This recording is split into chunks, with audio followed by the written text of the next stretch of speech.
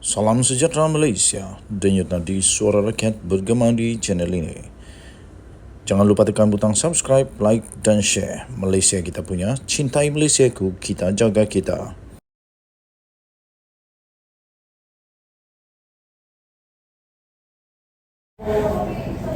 Salam sejahtera Malaysia, denyut nadi suara rakyat bergema di channel ini. Saya masih ingat di dalam Sukan C, kita menganggap ada satu pingat yang disebut sebagai ibu kepada semua pingat, yaitu bola sepak.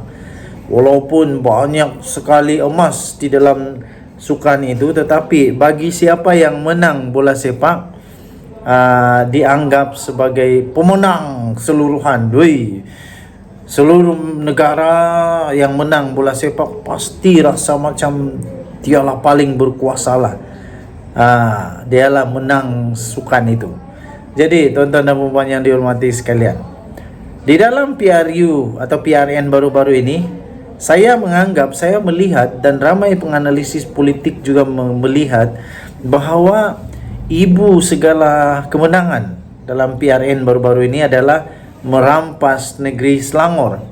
Dan ramai juga penganalisis politik melihat bahawa Muhyiddin Yassin, Perikatan Nasional, benar-benar mengimpikan, mengidamkan negeri Selangor untuk jatuh ke tangan Perikatan Nasional. Jadi pada hemat saya, kalaulah diberikan satu pingat ibu kepada semua pingat, adalah negeri Selangor.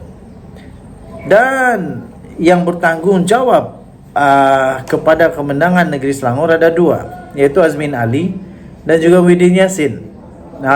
Jadi tuan-tuan dan puan, kemudian apabila mereka kalah di Selangor dengan tak semena-mena, berani pula Muhyiddin Yassin kata supaya Anwar dan Zahid letak jawatan. Apa kata kalau saya kata, sepatutnya Muhyiddin lah yang letak jawatan, kerana target dia untuk mencapai kemenangan di Selangor tak kesampaian, kalah di Selangor. Dia kalah di Selangor, tak berjaya untuk merampas negeri Selangor. Jadi apa kata kalau Muhyiddin dan Azmin Ali lah yang letak jawatan, kerana mereka harus bertanggung jawab bahawa mereka tak mampu menang, mereka tak mampu untuk merampas negeri Selangor, ibu kepada segala kemenangan dalam pilihan raya negeri baru-baru ini. Mereka tidak mampu untuk merampas dan mengembalikan Selangor merampas Selangor daripada Pakatan Harapan Barisan Nasional.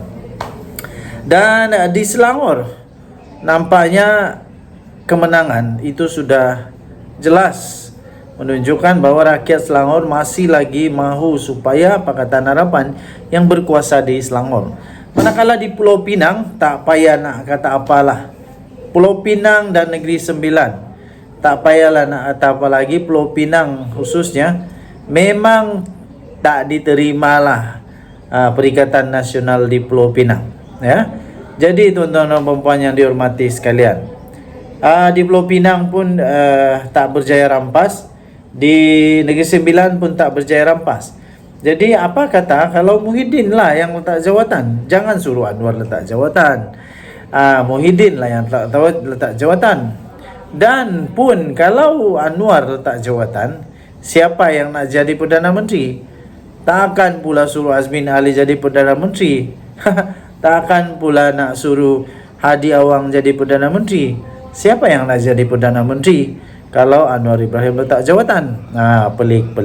Muhyiddin Yassin, kalau nak Anwar letak jawatan, apa kata Muhyiddin Yassin letak jawatan dulu? Kerana letak jawatan, kenapa Muhyiddin Yassin letak jawatan? Dia gagal di dalam satu misi yang paling besar, yaitu misi untuk menumbangkan Pakatan Harapan di negeri Selangor dan Negeri Sembilan.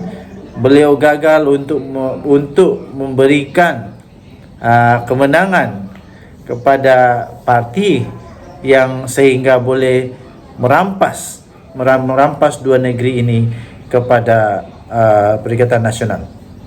Jadi daripada bising tentang Anwar, lebih baik cermin diri sendiri dulu.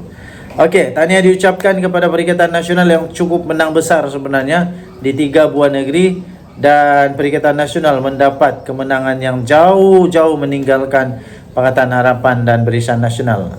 Ya, tetapi mereka gagal untuk merampas 6 buah negeri yang mereka idam-idamkan, dan Kerajaan Perpaduan pula berjaya mempertahankan ketiga-tiga negeri yang tetap ditadbir oleh Kerajaan Pakatan Harapan. Denyut nadi suara rakyat bergema di channel ini.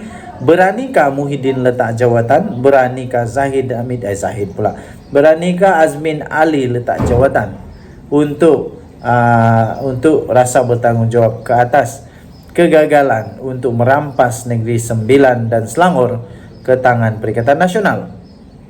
Kita jumpa lagi, bye-bye. Salam sejahtera Malaysia, denyut nadi suara rakyat bergema di channel ini. Teka-teki tentang jawatan Menteri Besar dan jawatan Ketua Menteri untuk 6 buah negeri yang sudah selesai pilihan raya kemarin. Ada beberapa negeri sudah ada jawapannya, seperti di Pulau Pinang. Chokon Yeow mengangkat sumpah pada hari ini untuk tempoh kedua kalinya menjadi Ketua Menteri bagi Pulau Pinang. Manakala ada beberapa buah negeri lagi yang masih belum lagi mengumumkan calon Ketua Menteri atau Menteri Besar. Paling mencuri tumpuan kita pastinya ialah Menteri Besar untuk negeri Kedah, Sanusi Mat Noor. Dikatakan akan menjadi atau tidak, itu masih persoalan. Tetapi pengakuan utama yang dinantikan oleh seluruh negeri Kedah dan rakyat Malaysia, Sanusi sendiri mengakui bahawa dia tidak tahu sekiranya nama dia ada di dalam senarai Menteri Besar atau tidak. Maksudnya, Sanusi sendiri tak yakin kalau dia masih boleh menjadi Menteri Besar. Pada pendapat saya, secara jujurnya, lebih baiklah Sanusi tak menjadi Menteri Besar Kedah. Kerana masih banyak risiko, terlalu besar, tinggi risikonya, Sanusi terpaksa melepaskan jawatannya sebagai Menteri Besar Kedah. Jadi tak ada gunanya dia dilantik sebagai Menteri Besar Kedah, tapi kalah di mahkamah, terpaksa letak jawatan, cari lagi yang baru. Jadi lebih baiklah pada hemat saya, supaya Sanusi ini tak dipilih menjadi Menteri Besar Kedah, kerana masih ramai lagi yang boleh menggantikan Sanusi sebagai Menteri Besar. Walau bagaimanapun ya, kita tidak dapat menyangkal kenyataan bahawa memang Sanusi telah berjaya membawa Kedah menang dengan cemerlangnya, dengan amat cemerlang di dalam pilihan raya yang lalu. Dia cemerlang, berjaya menumpaskan semua kerusi Barisan Nasional, dan hanya 2 saja yang terlepas kepada Pakatan Harapan. Senarai nama calon Menteri Besar Kedah akan diuruskan oleh kepimpinan tertinggi Perikatan Nasional dalam masa terdekat. Itu pengakuan sendiri daripada pengerusi PN Negeri Kedah, Datuk Seri Muhammad Sanusi Mat Noor.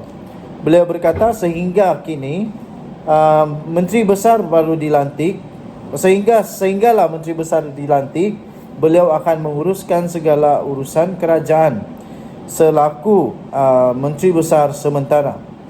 Katanya parti sedang uruskan semuanya itu. Saya sendiri mengakui tidak tahu nama siapa yang ada.